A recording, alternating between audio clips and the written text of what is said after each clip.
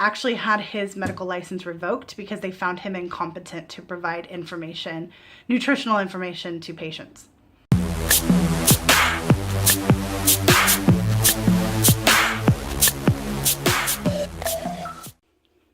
Welcome back to my channel, you guys. It's Ashley with the Keto Saga. Today we're going to be talking about the carnivore diet. Should you or should you not? What does it entail? What is it? What can you eat? What can you not eat? What is it good for?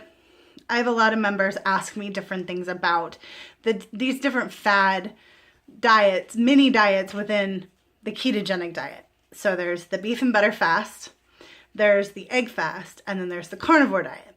Now, it's said that the carnivore diet is kind of the step that you take after the ketogenic diet. Like if your body reacts badly to all the high fat. The one issue that I have with that is that these articles and stuff that kind of diss the ketogenic diet, they're talking like gobs and gobs of fat. That's not the case, you guys. We are not walking around with a stick of butter and another handful of bacon. Like that's not the ketogenic diet. So anyway, just beware when you read things like that. You're going to hear a lot of misinformation and you're just going to have to kind of toss it over your shoulder, just forget it. Okay, so let's go into what the carnivore diet is. Basically, it's meat. That's it, meat. As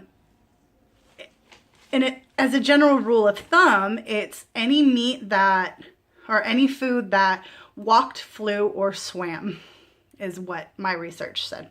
Anyway, it's a very high protein diet, whereas the ketogenic is high fat, moderate protein, and low carbohydrate. It is very, very low carbohydrate because you're not getting in the carbs from the vegetables, which is not a great thing.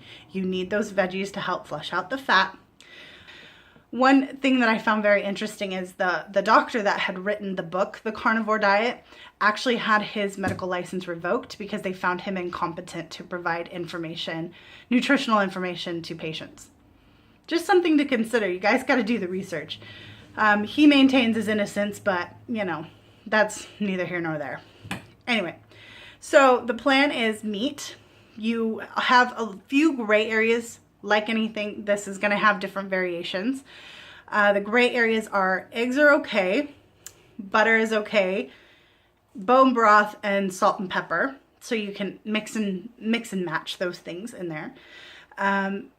It kind of sounds a lot like the beef and butter fast, just with steak versus ground beef. Other variations include milk, cheese, and yogurt.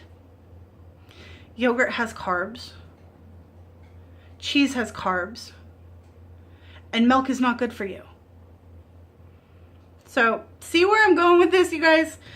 Anyway, no's are definitely fruit, vegetables, seeds, nuts, legumes, grains, breads, pastas, sugar, most likely. And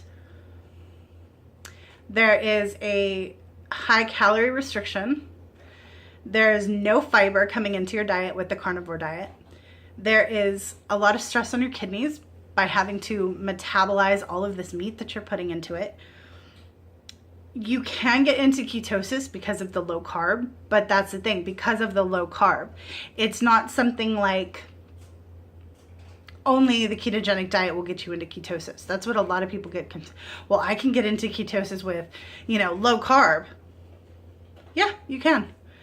But what the ketogenic diet does is really focus on the anti-inflammatory foods and healing your body from the inside and not putting in all this processed stuff and eating the right foods, whole green leafy vegetables and all kinds of variation, nuts and seeds. And so there's a lot more of a diet variation on the ketogenic diet, but you can still get into ketosis because it is low carb. The carnivore diet is low carb, but you're not getting the variation of all of the vegetables and the nuts and seeds and everything. You're not getting all of that. A typical plan is, 3 or 4 eggs in the morning with butter, and then maybe some cheese. The afternoon, you'll have like a ribeye steak or a sirloin steak. Then for dinner, you'd have like hamburgers and cheese and bacon. Personally speaking, that doesn't sound very healthy. And while I am pro ketogenic diet, I also have an open mind. And if something is working for you, that's your choice. But there's no counteraction for all of the fat that you're putting in. There's nothing to flush it out of your system. So I can actually foresee a lot of issues coming from the carnivore diet. One of the things is that even the experts say excess protein is going to cause a lot of issues. It's going to kick you out of ketosis because it can raise your insulin, it can raise your blood sugar levels, and it can make you gain weight. So why would you adapt a diet that has protein, protein, protein, and protein? Yes, there is a calorie restriction, but you're not limiting the amount of protein. And then it says, you know, something like, if you're concerned about it kicking you out of ketosis, make sure you're focusing on having the fattier steaks and the, you know, the fattier sides of things, the full fat, blah, blah, blah. Then aren't you talking about adding more fat into your diet, which would be the ketogenic diet anyway? I don't know, just food for thoughts. What do you guys think? Post your thoughts in the comments below.